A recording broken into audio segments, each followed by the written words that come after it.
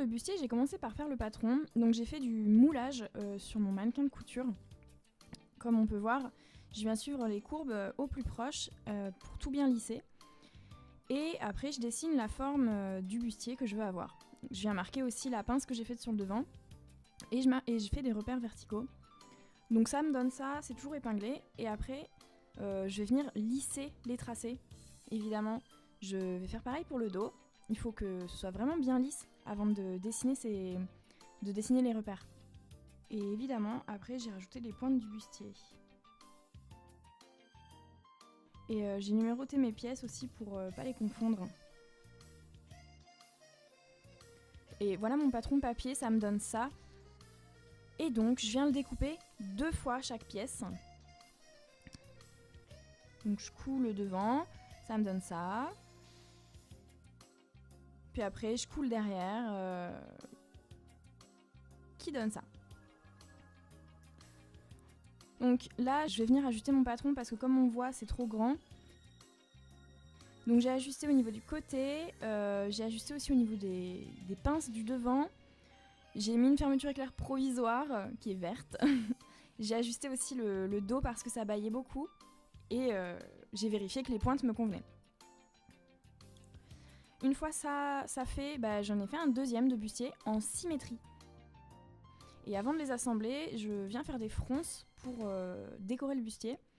Donc pour faire ces fronces, j'ai mis ma longueur de poing au maximum et j'ai mis une tension élevée. Donc plus la tension est élevée, plus ça fait des fronces serrées. Ça permet de faire des fronces vraiment en automatique et que ce soit rapide et bien régulier.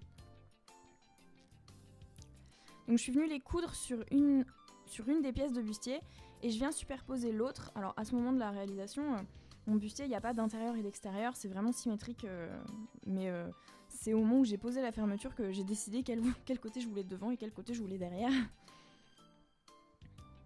Donc après, je suis venue tout assembler. Évidemment, je suis venue recouper les valeurs de couture avant de fermer. Là, je suis venue superposer les coutures des pièces de l'intérieur et de l'extérieur du bustier. Donc j'ai tout bâti à la main pour que ça ne bouge absolument pas quand je vais venir faire les surpiqûres. Et pour savoir quelle taille va faire mon couloir à baleine, je vais regarder quelle taille fait ma baleine. Ici elle fait 8 mm, donc il faut faire un couloir à baleine un petit peu plus grand. Là je crois que je suis partie sur 1 cm, histoire que ça puisse se glisser dedans. Donc je viens faire mes traces autour de la couture, toujours bien écarter le tissu pour que ce soit le plus lisse possible. Donc je viens faire mes coutures du couloir à baleine. Comme c'est des coutures visibles, il faut faire attention à ce qu'elles soient vraiment bien droites. Et même qu'elles soient bien droites pour que la baleine rentre tout du long. J'ai dû découdre pas mal de couloirs avant que ça marche. Et donc après, évidemment, on glisse la baleine à l'intérieur. Et ça fonctionne. J'ai fait ça sur tout le bustier. Donc là, j'en étais à la moitié parce que je suis tombée en panne de baleine au bout d'un moment. Et du coup, ça rend un peu rigide. Donc la fermeture éclair, la première partie, je vais venir la mettre en sandwich et j'utilise un pied à fermeture éclair. C'est pas comme les fermetures éclair invisibles, mais ça permet quand même de se rapprocher plus près. Donc cette partie de fermeture, je la couds aussi simplement que ça.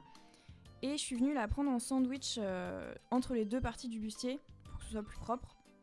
L'autre partie, je suis venue juste la coudre comme ça, à plat, pour que ça puisse se superposer correctement. Donc hop, je la couds.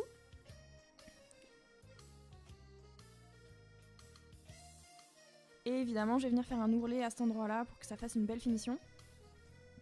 Et après, il faut que je vienne cacher le bout de la fermeture qui dépasse parce qu'elle était trop grande. Et enfin, les finitions du bustier, j'ai mis du ruban tout autour du bas du bustier. Avec du biais, ça aurait été plus simple, mais c'était moins joli, j'avais pas la bonne couleur. Donc j'ai tout épinglé, tout cousu à la main, c'était super long, mais devant une série, ça passe.